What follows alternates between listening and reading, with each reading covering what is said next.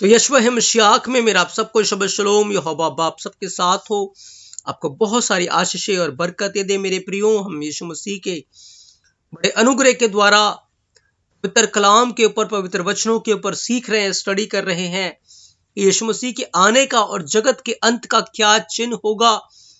सच में जो बातें यीशु मसीह ने अपने मुंह से आज से 2000 साल पहले कही थी, वो सब बातें बाइबल के अनुसार पूरी हो रही हैं मेरे प्रियो। आए हम प्रार्थना करेंगे इजराइल के लिए, यरूशलेम के लिए, यहूदियों के लिए। मेरा यीशु मसीह इजराइल को, यरूशलेम को, यहूदियों को शलोम की आशीषें दे। इजराइल की खोई हुई भेड़ें यीशु मसीह के नाम से बचाई जाए, यहोवा का राज्य आ जाए, और पिता आपकी मर्जी जैसे स्वर्ग में पूरी होती है हमारे जीवनों में पूरी हो। आपकी महिमा के लिए हम धन्यवाद देते हैं। दया करें, भारत देश को आपके हाथों में सौंपते हैं, सारी सरकार को हम आपके हाथों में सौंपते हैं। आप दया करें पिता, सारा आदर आपको देते हैं, यशवा मसीह के नाम से मांगते हैं, आमेन। पिता यीशु मसीह में मेरे प्रियो हम सीख रहे हैं कि मसीह के आने का और जगत के अंत का क्या चिन्ह होगा। और पिछले 22 भागों में हमने बहुत सारी बातों को सीखा, और पिछले हफ्ते हम सीख रहे थे भूकंप के बारे में, क्योंकि यीशु मसीह ने कहा था कि मेरे आने से पहले भूकंप होंगे। और मेरे प्रियो देख रहे हैं कि इन दिनों में बहुत आज से भूकंप की संख्या, तादाद तेज हो रही है, क्योंकि बाइबल इसके बारे में बताती है कि सब बातें पीड़ाओं का आरंभ होंगी। जगह जगह अकाल पड़ेंगे, भूकंप आएंगे, भूडोल होंगे, ज्वालामुखी फटेंगी, और बहुत तरीके की प्राकृतिक आपदाएं दुनिया के अंदर आएंगी। साइन होगा, ये संकेत होगा कि जगत का अंत बहुत निकट है मेरे प्रियो। और आज हम सीखेंगे, यीशु मसीह ने कहा सब जाति के लोग तुमसे वैर रखेंगे, और ये अंतिम दिनों का एक साइन है, एक चिन्ह है मेरे प्रियो। क्योंकि यीशु मसीह ने मत्ती 24 अध्याय उसके 9 वचन में कहा, तब वे कलेश दिलाने के लिए तुम्हें पकड़वाएंगे और तुम्हें मार डालेंगे, और मेरे नाम के कारण सब जातियों के लोग तुमसे वैर रखेंगे। मेरे प्रियो, सच में ये बाइबल का वचन है, ये बाइबल के कलाम है जो मसीह यीशु के मुंह से निकले हुए हैं, और ये जीवत है, ये अटल है, ये अनंत काल के लिए मेरे प्रियो, ये बिना पूरा हुए टल नहीं सकते। और जैसे यीशु मसीह ने कहा था कि अंत के दिनों में अकाल पड़ेंगे, भूकंप आएंगे, जाति जाति के ऊपर, राज्य राज्य के ऊपर चढ़ाई करेंगे, बिल्कुल आज वो सारी बातें हो रही हैं मेरे प्रियो, सारी बातें हो रही। और ये सब बातें इस बात का साइन है कि मसीह के वचन, जो बातें यीशु मसीह ने आज से 2000 साल पहले इस पृथ्वी के ऊपर रहते हुए जैतून के पर्वत के ऊपर अपने चेलों के साथ की थी, वो आज हमारे समय में पूरी हो रही है मेरे प्रियो। और यीशु मसीह ने 9 वचन के अंदर कहा, तब एक कलेश दिलाने के लिए तुम्हें पकड़वाएंगे। और मेरे प्रियो, आज के समय में हम देख रहे हैं दुनिया के अंदर बतेरी जातियां रहती हैं, बहुत सारी जातियां हैं, लेकिन कोई भी जाति किसी जाति के इतना खिलाफ नहीं है, इतना वैर किसी और जाति के साथ नहीं रखती। लेकिन एक मसीह जाति ऐसी है, मसीह कौम ऐसी है, क्रिश्चियनिटी ऐसी है, जिससे सारी दुनिया की जातियां उसे वैर रखती हैं, उसे नफरत करती हैं मेरे प्रियो। और आज कलेश बहुत हद तक बढ़ चुका है मेरे प्रियो। हमारी भारत की ही बात करें, भारत के कोने कोने में स्टेटों के अंदर एंटी कन्वर्जन बिल लोश को मान्यता दे दी गई है। ऐसे ऐसे स्थान है जहां पर आप प्रार्थना भी नहीं कर सकते, प्रार्थना करना भी गैर कानूनी हो चुका है। और साउथ के अंदर तो ताब बहुत ज्यादा भयंकर है मेरे प्रियो, वहां के लोग मसीह से बहुत ज्यादा वैर करते हैं। चाइना के अंदर आप बाइबल को पढ़ नहीं सकते, आप प्रार्थना नहीं कर सकते, आप यीशु मसीह के को नहीं मान सकते। साउथ कोरिया के अंदर आप चले जाइए, नॉर्थ कोरिया के अंदर आप चले जाइए, इस दुनिया के चाहे किसी भी कोने में आप चले जाइए, मसीहत सताई जा रही है, मसीहत कलेश के अंदर है मेरे प्रियो। और सब जाति के लोग मसीहत को वैर करते हैं, चाहे वो हिंदू लोग हो, चाहे वो मुस्लिम लोग हो, चाहे वो सिख लोग हो, चाहे वो कोई भी कौम क्यों ना हो, वो सब मसीहत से वैर करती है और मेरे प्रियो उन्हें क्लेश दिलाने के लिए पकड़वा रही। और आज मसीहत के ऊपर चारों तरफ से क्लेश है, संकट है, पीड़ा है, क्योंकि यीशु मसीह ने कहा था कि मेरे आने से पहले ये बातें होंगी कि लोग तुम्हें क्लेश दिलाने के लिए पकड़वाएंगे। जब कलीसिया की स्थापना हुई, याद रखे उस समय कलीसिया के ऊपर भी बड़ा उपद्रव हुआ, लेकिन वो थोड़े समय के लिए था मेरे प्रियो। लेकिन आज जो यीशु मसीह में ये आने का साइन है, हम अंतिम दिनों में रह रहे, ये उपद्रव, ये क्लेश काफी लंबे समय का होगा मेरे प्रियो। ये बड़ा क्लेश होगा, ये बड़ी भयानक विपत्ति होगी। और लिखा है बाइबल में, तब वे क्लेश दिलाने के लिए तुम्हें पकड़वाएंगे, तुम्हें मार डालेंगे। और मसीहत को मारा जाएगा, लोग मारेंगे, मसीहत में बहुत सारे लोग शहीद हो जाएंगे। और मेरे नाम के कारण सब जातियों के लोग तुमसे वैर करेंगे, तुमसे नफरत करेंगे, तुमसे घृणा करेंगे। ये बातें होंगी मेरे प्रियो, ये बातें होंगी। जब आप बाइबल को पढ़ते हैं, निर्गमन 2 अध्याय 23 से 25 वचन, जब इजरायली कौम मिस्र के अंदर थी तो कठिन गुलामी, कठिन परिश्रम वो कर रही थी मेरे प्रियो। और 400 या 430 साल की वो भयंकर गुलामी और एक भयंकर पीड़ा मिस्रियों के द्वारा इजरायलियों को दी जा रही थी। और उस पीड़ा के अंदर बच्चों को घात किया जा रहा था, बच्चों को फेंक कर मार दिया जाता था, बच्चों को कत्ल किया जा रहा था। एक भयंकर पीड़ा है। इंसान को इंसान नहीं समझा जाता था, इंसान को बुरी तरीके से वो मारते थे, पीटते थे, वो चीखते थे और चिल्लाते थे। एक भयंकर पीड़ा में थे, वो एक भयंकर कलेश में थे मेरे प्रियो। और मिस्री लोग इजरायलियों से बहुत नफरत किया करते थे, बहुत वैर किया करते थे। और ये बिल्कुल वो पिक्चर थी जो अंत के दिनों में भी मेरे प्रियो पूरी होगी, क्योंकि मिस्र जो है वो संसार को दिखाता है और इजराइल जो है वो यहोवा के लोगों को, उसकी प्रजा को दिखाता है मेरे प्रियो। तो मिस्रियों ने इजराइलियों को सताया, और याद रखे आज संसार कलीसिया को सता रहा है, कलीसिया से वो वैर रखता है, कलीसिया से वो नफरत करता है, कलीसिया के ऊपर वो उपद्रव कर रहा है, कलीसिया को सता रहा है। उस समय इजरायली उस पीड़ा के कारण, उस कठिन परिश्रम के कारण, उस कलेश, उस सताप के कारण उन्होंने यहोवा की दुहाई दी, उन्होंने यहोवा को पुकारा, उसे प्रार्थना की। उस समय यहोवा ने उनकी प्रार्थना को सुना मेरे प्रियो। उसने ऐसा रास्ता निकाला, ऐसा उपाय निकाला कि वो अपनी प्रजा को उस कठिन गुलामी में से, कठिन परिश्रम में से, उस पीड़ा के स्थान से, दुख के स्थान से वो मानो उन्हें निकालकर अपने पास ले गया मेरे प्रियो, शांति में, आराम में, विश्राम में ले गया मेरे प्रियो। और बाइबल इस बात को इस प्रकार से बयान करती है, जब आप निर्गमन 2 अध्याय 23 से 25 वचन पढ़ते, लिखा है, बहुत दिनों के बीतने पर मिस्र का राजा मर गया और इजराइल की कठिन सेवा के कारण लंबी लंबी सांस लेकर आहें भरने लगे और पुकार उठे और उनकी दुहाई दी जो कठिन सेवा के कारण हुई वह यहोवा तक पहुंची। यहोवा ने उनका कहराना सुनकर अपनी वाचा को जो उसने इब्राहिम, इसाक और याकूब के साथ बांधी थी स्मरण किया। यहोवा ने इजराइलियों पर दृष्टि करके उन पर चित्त लगाया, उनके ऊपर उसने ध्यान किया कि एक भयानक पीड़ा, एक भयानक विपत्ति में यहोवा के लोग उस समय अपना जीवन बिता रहे थे। अब यहोवा ने एक बड़ा मार्ग, एक बड़ा रास्ता उनके लिए तैयार किया मेरे प्रियो। यहोवा ने मूसा को भेजा कि वो यहोवा की प्रजा को मिस्र की गुलामी में से आजाद करे। और क्यों यहोवा ये पीड़ा, ये कलेश, ये दुख इजरायलियों के ऊपर आने दे रहा था? और अगर बाइबल ये बयान करती है कि अंत के दिनों में आने से पहले मसीह कौम सताई जाएंगे, सब जाति के लोग उनसे वैर रखेंगे, कलेश देंगे और मार डालने के लिए पकड़वाए जाएंगे और मारे जाएंगे।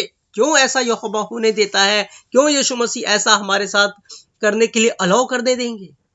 मेरे प्रियो, वो हमें जांचेगा, हम किसकी तरफ है, वो हमें परखेगा और इस बात को हम आगे देखेंगे।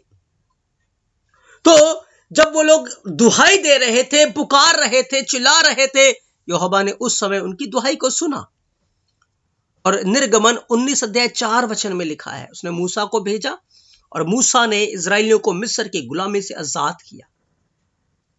और निर्गमन 19 अध्याय 4 वचन में लिखा है कि तुमने देखा कि मैंने मिस्रियों से क्या क्या किया, तुमको मानो उकाब पक्षी के पंखों पर चढ़ाकर अपने पास ले आया हूं। यहोवा कैसे लेके गया?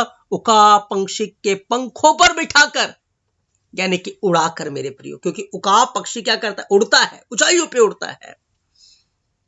इसी तरीके से मेरे प्रियो, आज कलीसिया को, मसीह कौम को इस संसार में बड़ा कलेश है, बड़ी पीड़ा है। याद रखें, जब मसीह लोग सताए जा रहे थे, मसीह लोगों को पीड़ा दी जा रही है, जैसे उस समय इजरायली लोगों को पीड़ा दी जा रही थी, इजरायली लोगों को सताया जा रहा था, यहोवा ने 10 विपत्ति मिस्रियों के ऊपर भेजी। और क्योंकि आज यहोवा के लोग सताए जा रहे हैं, कलीसिया सताई जा रही है, इसलिए यहोवा तरह तरह की विपत्तियों को, भूकंप को, भूस्खलन को, ज्वालामुखी को और अकाल को, फूलों को, ऐसी भिन्न भिन्न प्रकार की विपत्तियों को पूरे संसार के ऊपर भेज रहा है। क्यों? क्योंकि उसकी कलीसिया सताई जा रही है, उसके लोग सताए जा रहे हैं, इसलिए यहोवा उनसे, उनके ऊपर भयानक सजा को, पीड़ा को भेज रहा है मेरे प्रियो। जैसे उस समय मिस्रियों के ऊपर 10 विपत्तियां पड़ी, ऐसे आज सारे संसार के अंदर विपत्तियां आ रही हैं मेरे प्रियो। और जब विपत्तियां आई, उसके बाद यहोवा अपनी प्रजा को मानो उकाब पक्षी के पंखों पर बिठा कर ले गया। ऐसे ही मेरे प्रियो, जब मुझे और आपको इस संसार में कलेश है, हमें पीड़ा होगी, हमें दुख होगा, इस संसार के अंदर लोग नफरत करेंगे, वैर करेंगे, मारेंगे और हम मसीह यीशु के नाम के कारण शहीद हो सकते हैं। याद रखें, जैसे उस समय यहोवा उनको मिस्र से निकाल के ले गया, हमें याद रखें संसार से निकालकर वो अपने पास ले जाएगा। उसी समय एक रैप्चर के बारे में बाइबल बयान करती है, वो अपने हाथों में हमें उठा लेगा मेरे प्रियो, और हम उस समय बादलों के ऊपर उठा लिए जाएंगे। जैसे उसने अपनी प्रजा को छुड़ाया, वो हमें भी छुड़ाएगा मेरे प्रियो, वो हमें भी बचाएगा मेरे प्रियो, वो बचाएगा। याद रखें, जब उकाब पक्षी अपना घोंसला बनाता है तो सबसे पहले वो जालीदार लोहे के कांटों को लेता है और कांटे लेकर अपना घोंसला बनाना तैयार करता है। उस घोंसले की जो नींव होती है वो कांटे होते हैं मेरे प्रियो, और उस कांटों के ऊपर वो मेमने की खाल को रखता है और उसके बाद अपने बच्चों को रखता है मेरे प्रियो। नीचे कांटे हैं, ऊपर मेमने की खाल है, उसके ऊपर बच्चे हैं मेरे प्रियो। अब जो मेमने की खाल है, उस खाल ने सारे कांटों की चुभन को अपने ऊपर उठा लिया है, सारी चुभन को, सारी पीड़ा को मेमने की खाल ने अपने ऊपर उठा लिया मेरे प्रियो। इसलिए बच्चे मेमने के खाल में रहकर सुरक्षित है। इसी तरीके से यहोवा ने, याद रखे, उसी कौम की नींव क्लेशों के ऊपर रखी है, पीड़ाओं के ऊपर। यीशु मसीह ने कहा, तुम्हें संसार में कलेश है, तुम मुझ में ढांढस पाओगे। जैसे वो मेमने की खाल में रहकर सुरक्षित रहते थे, याद रखे, मैं और आप यीशु मसीह में रहकर सुरक्षित हैं, हम यीशु मसीह में रहकर सुरक्षित हैं। लेकिन एक समय आता है जब बच्चे बड़े हो जाते हैं।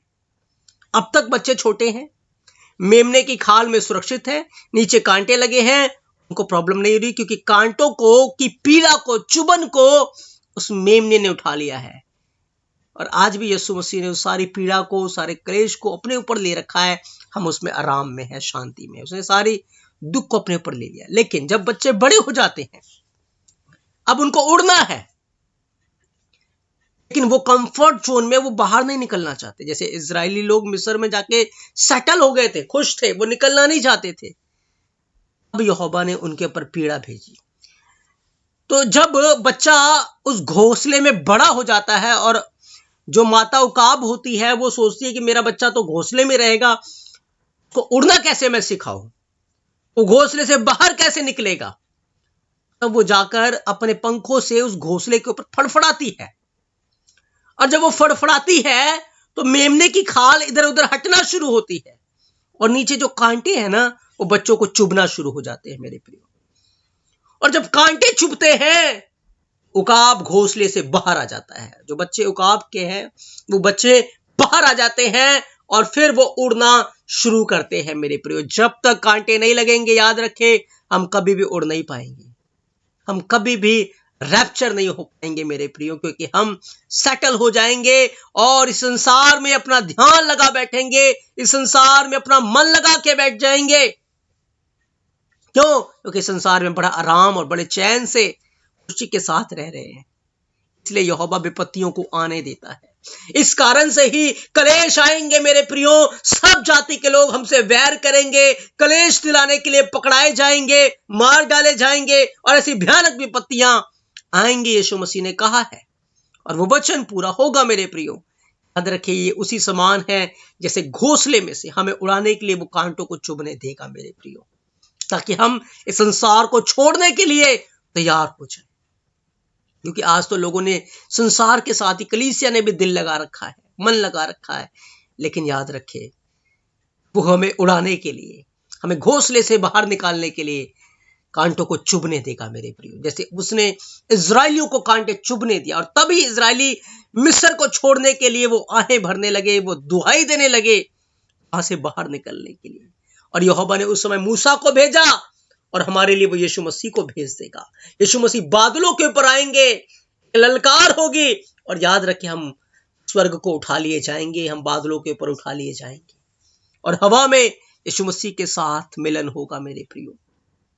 वो हमें परखेगा उससे पहले कि हम उसके साथ वफादार हैं या नहीं है। बाइबल के अंदर लिखा है, हनन्याह मिशाएल अजरिया को भी परखा गया।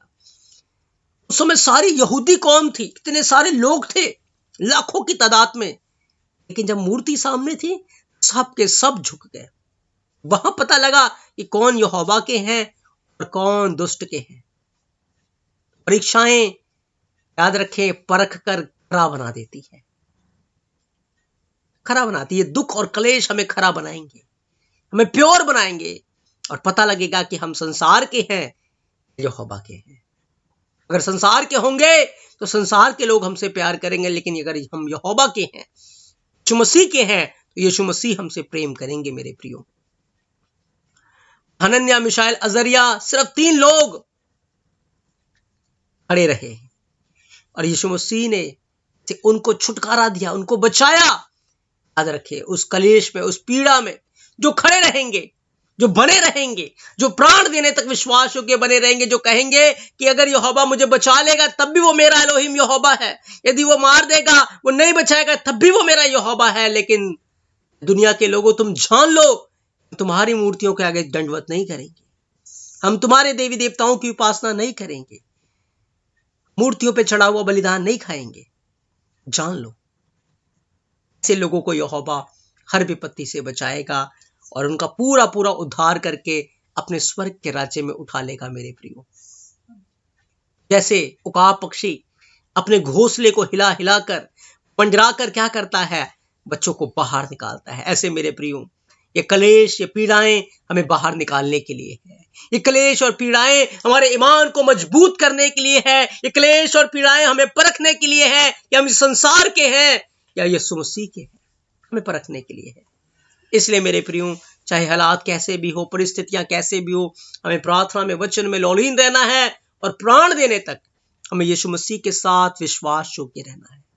तभी हम जीवन का मुकुट पाएंगे और अनंत काल के लिए उसकी महिमा में संभागी होंगे।